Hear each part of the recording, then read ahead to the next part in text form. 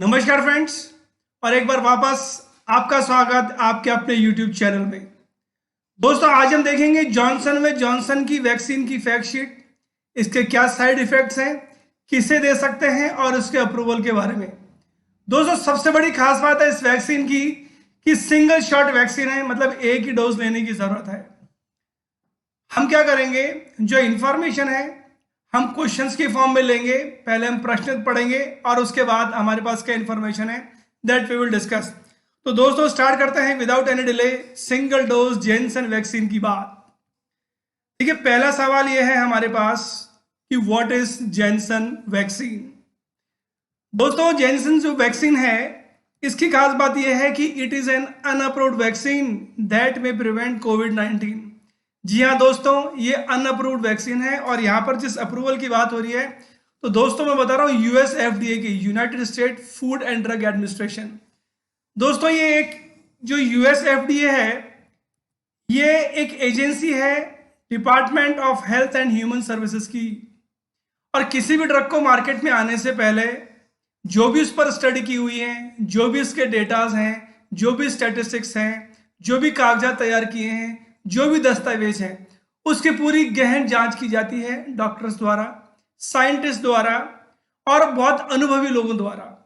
यह देखा जाता है कि जो स्टडी की गई है वो पूरी प्रोटोकॉल में की गई है नहीं की गई, सारे एसओपीज फॉलो हुए हैं नहीं हुए।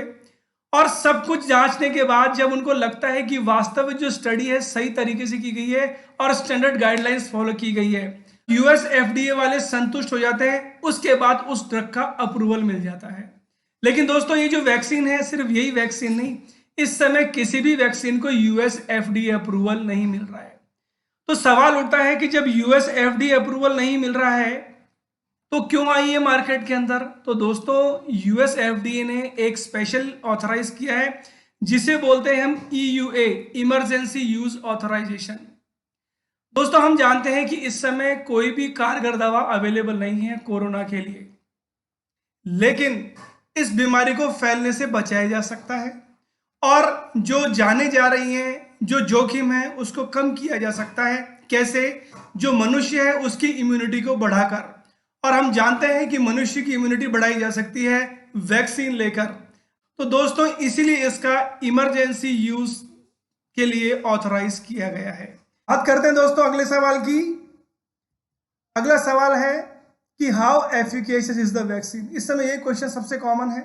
एक वैक्सीन आ गई, दूसरी आ गई, तीसरी आ गई, दिमाग में पहला क्वेश्चन ये आता है कि ज्यादा इफेक्टिव कौन सी है। तो फ्रेंड्स, अगर मैं जेनसन वैक्सीन की बात करूं और इसकी एफिकेसी की बात करूं तो 28 दिन के बाद, मतलब 28 दिन के बाद जब डोज लेते हैं और जो स्टडी की गई तो ये पता लगा कि इसकी एफिकेसी है 85.4%। अगर कोई पेशेंट को सीवियर डिजीज है और 93.1% अगर हॉस्पिटलाइज है। तो दोस्तों, जब इसकी सिंगल डोज ली गई तो यह पाया गया क्लिनिकल ट्रायल्स में कि ये 66.9% इफेक्टिव थी सिम्टोमेटिक, मॉडरेट और सीवियर इन्फेक्शन में। अगली जानकारी हम साझा करेंगे क्वेश्चन के through. What should you mention to your vaccination provider before you get the Janssen कोविड-19 वैक्सीन।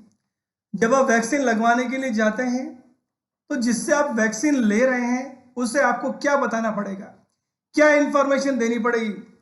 तो फ्रेंड्स, इस चीज को आप ध्यान से सुनिएगा कि अगर आपको ब्लीडिंग डिसऑर्डर है, ब्लीडिंग डिसऑर्डर का मतलब यह है कि वो बीमारी जिसके अंदर खून का थक्का नहीं बनता है, और या फिर अगर आप ब्लड थिनर्स ले रहे हैं, खून पतला करने की दवा ले रहे हैं, इसके अलावा अगर आपको फीवर है या आपको किसी भी तरह की एलर्जी है और आप इम्यूनो कॉम्प्रोमाइज्ड हैं। इम्यूनो कॉम्प्रोमाइज मतलब आप कोई इम्यूनो सप्रेसेंट दवा ले रहे हैं।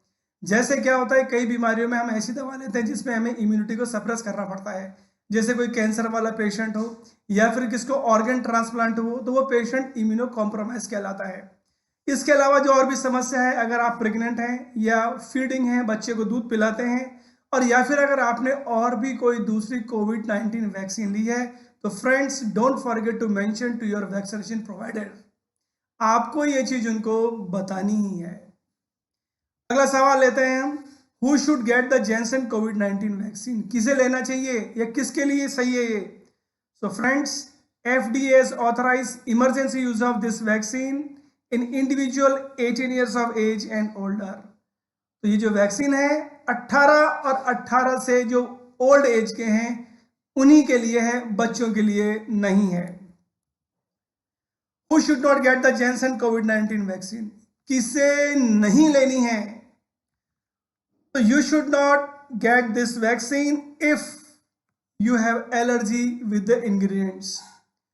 फ्रेंड्स, किसी भी दवा को जब बनाते हैं तो उसको जो रूप दिया जाता है उसे कहते हैं डोजेज फॉर्म। तो इसी तरीके से जब वैक्सीन का बनाया गया और इसमें कोविड-19 वायरस का प्रतिरूप किया गया या दिया गया और वैक्सीन तैयार की गई, तो वायरस के अलावा और भी चीजें डालते हैं जिन्हें बोलते हैं एक्सीपिएंट्स, और लेमन लैंग्वेज में हम बोल सकते हैं इंग्रेडिएंट्स। तो कभी कभी क्या है, हम जानते हैं कि केमिकल से भी एलर्जी होती है, तो जो केमिकल्स इसमें यूज हैं और अगर आपको एलर्जी है तो आपको ये वैक्सीन नहीं लेनी है। तो सवाल उठता है कि कौन कौन से केमिकल्स हैं जो इस वैक्सीन बनाने में यूज हैं। सो फ्रेंड्स, उन केमिकल्स का नाम है, मैं बता रहा हूं आपके सामने। पहले प्रश्न आपके सामने कि what are the ingredients in the Janssen कोविड-19 वैक्सीन। तो जैनसन कोविड-19 वैक्सीन कंटेन्स रिकॉम्बिनेंट रिप्लिकेंट या recombinant replication incompetent adenovirus type 26 expressing the SARS COVID two spike protein. दोस्तों, इसमें रिकॉम्बिनेंट डीएनए टेक्नोलॉजी यूज हुई है। अब मैं डिटेल में उसमें नहीं जा सकता, उसके लिए मैं अलग वीडियो बनाऊंगा।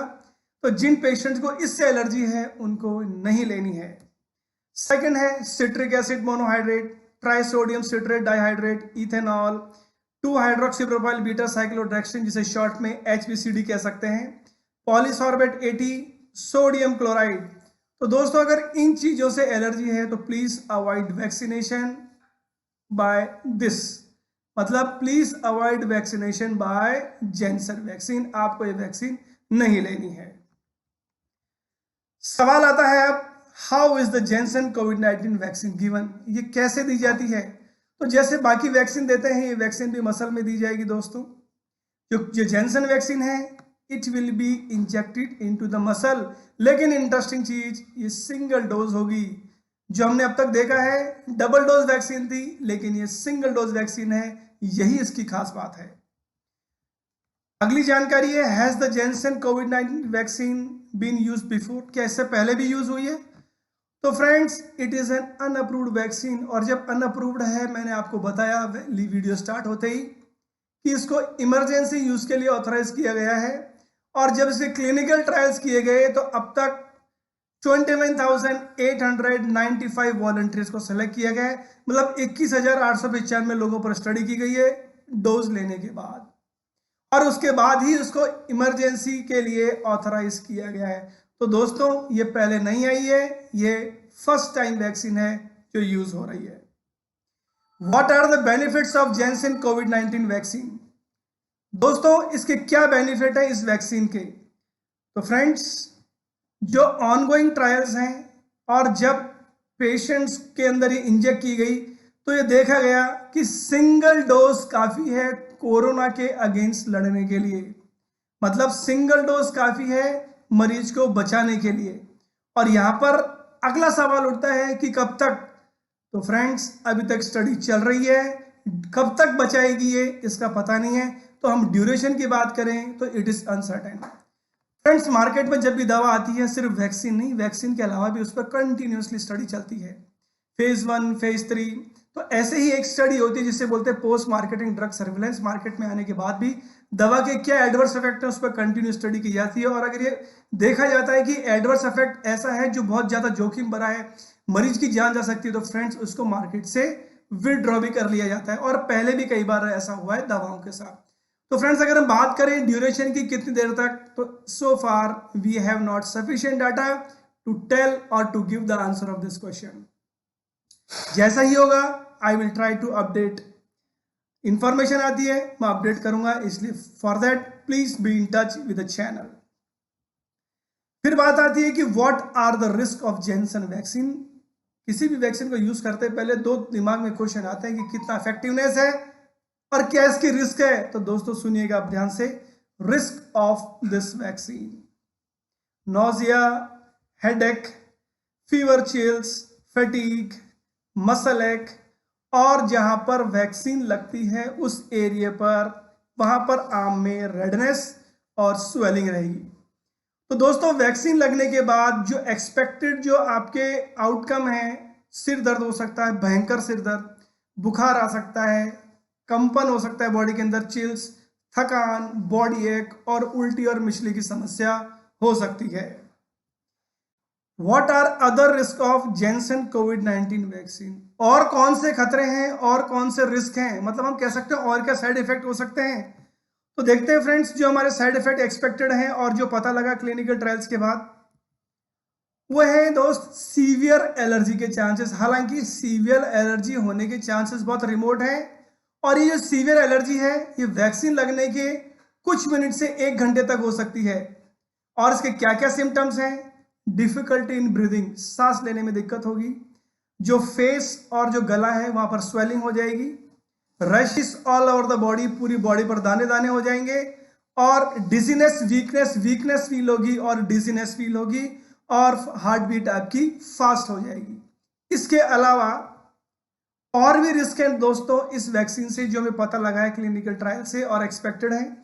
वो ये है कि ब्लड क्लॉट जमा हो जाते हैं ब्लड वेसल्स। एक तो ब्रेन की जो आपकी ब्लड वेसल है वहां पर क्लॉट पाए गए हैं फ्रेंड्स, ब्लड क्लॉट्स पाए गए हैं आपके एब्डोमेन वाले एरिया के अंदर भी जो ब्लड वेसल्स हैं। इसके अलावा खून के थक्के पाए गए हैं पेशेंट्स के अंदर, उन ब्लड वेसल्स में, उनकी लेग्स के अंदर। और एक और इंपॉर्टेंट चीज कि low levels of platelets are found. Platelets दोस्तों वो सेल होते हैं जो आपके खून का थक्का बनाने में मदद करते हैं। तो ये वैक्सीन जब ली गई तो पेशेंट्स में पाया गया कि प्लेटलेट्स का लेवल भी लो आया ब्लड के अंदर। इसके अलावा in people who develop these blood clots and low levels of platelets, symptom begin approximately 1 to 2 weeks after vaccination. दोस्तों ये जो ब्लड क्लॉट वाली बात बता रहा हूँ, ब्रेन के अंदर ब्लड क्लॉट, एब्डोमेन के अंदर या फिर लेग के अंदर, ये 1 से 2 हफ्ते बाद पता लगी है। इसलिए फ्रेंड्स अपने आप को मॉनिटर करना, अपने आप को वॉच करना आप लोग वैक्सीन लेने के बाद। Most people who develop this blood clots and low levels of platelets were females. दोस्तों एक और इंटरेस्टिंग चीज, जिनके अंदर ये पाया गया वो फीमेल्स थी और जिनकी एज थी 18 से 49 ईयर्स, 18 से 49 साल तक। लेकिन ऐसा चांस होने के भी रिमोट चांसेस हैं, मतलब अगर ऐसा होगा भी तो रिमोट चांसेस हैं, लेकिन ये पाए गए हैं। तो दोस्तों अगर साइड इफेक्ट होता है तो आपको क्या करना है? तो ये सारे साइड इफेक्ट हैं, अगर होते हैं और फटाफट आपको मेडिकल अटेंशन की जरूरत है तो वो कौन कौन से हैं? तो फ्रेंड्स क्वेश्चन है कि side effects which require medical attention. तो अगर शॉर्टनेस ऑफ ब्रीथ होती है, सांस लेने में समस्या है, चेस्ट पेन होता है बहुत देर तक, या बहुत सीवियर हेडेक होता है, या फिर परसिस्टेंट एब्डोमिनल पेन है, बहुत लंबे समय तक एब्डोमिनल पेन होता है, या फिर आपके पाँव में स्वेलिंग आती है, या इजी ब्रूजिंग होती है। इजी ब्रूजिंग का मतलब है स्किन के अंदर, जैसे आप देख सकते हो यहाँ पर जिनको हिंदी में चकत्ते बोलते हैं, इस तरीके से, और या फिर आपको ब्लड विजन है, धुंधला दिख रहा है, तो दोस्तों भूलना नहीं, आपको मेडिकल अटेंशन के लिए जाना है, आपको फिजिशियन से कांटेक्ट करना है, डॉक्टर से कांटेक्ट करना है without any delay.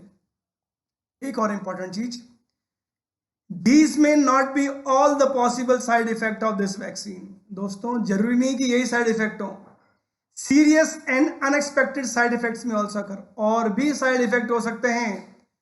This vaccine is still being studied in clinical trials. दोस्तों मैंने आपको बताया कि अभी भी क्लिनिकल ट्रायल्स चल रही हैं, अभी भी स्टडीज चल रही हैं। जैसे जैसे चीजें पता लगेंगी, चीजें अपडेट होंगी और मैं भी आपको अपडेट करने की कोशिश करूंगा। तो दोस्तों इसके अलावा भी साइड इफेक्ट आ सकता है। फिर बात आती है कि अगर मुझे ऐसे सीरियस साइड इफेक्ट आते हैं तो क्या करना है? What should I do about side effects? So friends contact nearest hospital, health care provider और द वैक्सीनेशन प्रोवाइडर इमीडिएटली। फटाफट अगर आपको ये मेडिकल अटेंशन वाले सिम्टम्स आते हैं आपको इमीडिएटली रिपोर्ट करना है, बताना है। सवाल उठता है नेक्स्ट, अब हम लेते हैं, what if I decide not to get this vaccine? अगर ये वैक्सीन नहीं लूँ तो? कोई बात नहीं दोस्तों, ये आपकी अपनी चॉइस है, जबरदस्ती है नहीं। आपका अपना शरीर है, आपकी अपनी इम्यूनिटी है। अगर आपको इसको स्ट्रॉन्ग करना है, अगर आप लड़ना चाहते हैं, अपने आप की सहभागिता आप प्रदान करना चाहते हैं, आप चाहते हैं कि बीमारी ना फैलें, आप चाहते हैं बीमारी आपके परिवार तक ना फैले, आप चाहते हैं आपका परिवार, आपका देश, आपका समाज सुरक्षित रहे, तो दोस्तों अगर ये वैक्सीन नहीं लेते हैं तो आप दूसरी वैक्सीन जरूर लीजिएगा। डोंट फॉरगेट, वैक्सीनेशन बचाती है। फिर आता है, are other choices available for preventing besides this vaccine? और भी चॉइस अवेलेबल है क्या? दोस्तों और भी वैक्सीन है, लेकिन ध्यान रखना, there is no FDA approved alternative. FDA approved vaccine कोई सी भी नहीं है। फिर बात आती है कि can I receive this vaccine with other vaccine? क्या दूसरे वैक्सीन के साथ ले सकता हूं क्या? तो friends, there is no information on the use of this vaccine with other vaccine. Friends, अभी तक डाटा अवेलेबल नहीं है, अभी तक स्टडी नहीं हुई है। अगर होती है, अपडेट आता है तो I will communicate early as possible. फिर सवाल उठता है बहुत common, what if I am pregnant और ब्रेस्ट फीडिंग? अगर मैं प्रेग्नेंट हूं या बच्चा दूध पीता है या बच्चे को दूध पिलाऊं तो मुझे क्या करना चाहिए? तो friends, discuss this issue with your health care provider. आप उसे डिस्कस कीजिए, समस्या बताइए और फिर उसके बाद आपको निष्कर्ष पर पहुंचना है कि आपको वैक्सीन लेनी है या नहीं लेनी है।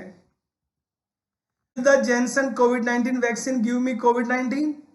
क्या ये वैक्सीन मुझे कोरोना वायरस देगी क्या? नहीं दोस्तों, कोई भी वैक्सीन आपको कोरोना वायरस नहीं देगी। ये सिर्फ एक भ्रम है, लोगों का कहा हुआ झूठ है। हर वैक्सीन क्या है, आपको बचाती है। इसलिए this vaccine does not give कोविड-19। सिर्फ यही नहीं, कोई भी वैक्सीन आपको कोरोना वायरस नहीं देगी, बल्कि आपको बचाएगी। अब एक क्वेश्चन जो बार बार आ रहा है कि जब अप्रूवल नहीं है तो इमरजेंसी यूज ऑफ ऑथराइजेशन क्या होता है, तो हम देख लेते हैं फ्रेंड्स। ये इमरजेंसी यूज ऑफ ऑथराइजेशन है, ये एक मैकेनिज्म है जो किस लिए डेवलप किया गया है, ताकि वैक्सीन को यूज किया जा सके। एक क्वेश्चन और जो दिमाग में आ रहा है कि जब ड्रग को अप्रूवल है ही नहीं तो फिर ये ऑथराइजेशन क्यों गया इमरजेंसी यूज के लिए? तो ये EU है, क्या है? सो फ्रेंड्स, ये जो EU है ये एक मैकेनिज्म है जो डेवलप किया गया है US FDA द्वारा। So it is a mechanism by US FDA to use the vaccine in emergency. Vaccine को इमरजेंसी में यूज करने, इसलिए एक मैकेनिज्म है। द जॉनसन कोविड-19 vaccine has not undergone the same type of review as an FDA approved और cleared product. जिस तरीके से मैंने आपको बताया कि दवा को मार्केट में लाने से पहले उसका पूरा रिव्यू किया जाता है, तो दोस्तों ये जो वैक्सीन है इसका ऐसा रिव्यू नहीं किया गया है। FDA may issue EUA when certain criteria are met, which include that there are no adequate approved and available alternative. FDA जब भी देती है जब इसको लगता है कि हमारे पास कोई रास्ता नहीं है, इसलिए इमरजेंसी यूज के लिए इसको ऑथराइज कर दिया जाए।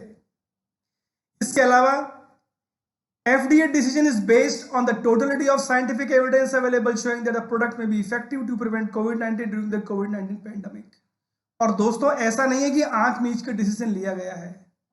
ये सिर्फ जो वैज्ञानिक आपके पास एविडेंस है, सबूत हैं, उसके बेस पर उसको देखने के बाद ही ये डिसीजन लिया गया है कि ये प्रोडक्ट बहुत इफेक्टिव है और इस महामारी के अंदर जो कोरोना का वायरस है उसको बचाने में, उसको हटाने में या लोगों को बचाने में मदद कर सकती है ये वाली वैक्सीन। दोस्तों, ये है emergency use of authorization. Friends, उम्मीद है आपको जानकारी पसंद आई होगी। इसके अलावा अगर आप कोई भी जानकारी लेना चाहते हैं तो please don't forget to mention in the comment.